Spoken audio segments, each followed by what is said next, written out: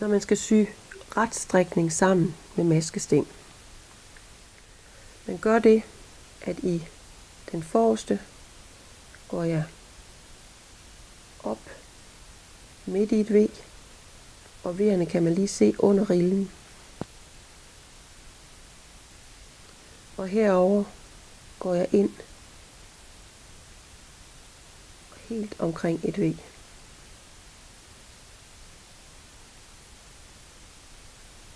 Går tilbage midt i et V og hen midt i næste V.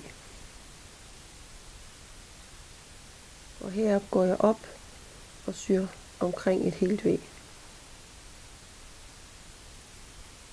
Går tilbage midt i V'et og op i næste V. Og her går jeg omkring et helt V.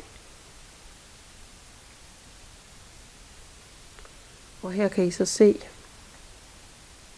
at der ligger en maske, som ligesom holder rillerne sammen på den måde.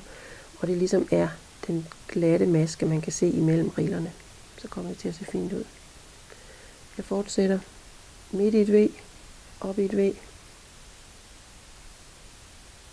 Og her omkring et V.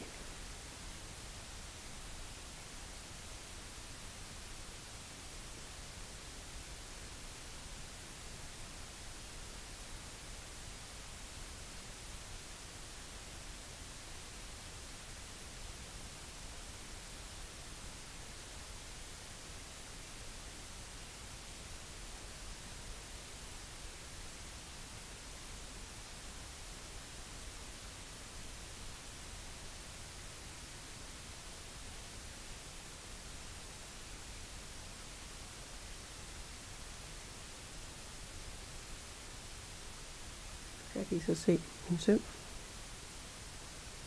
i retstrik.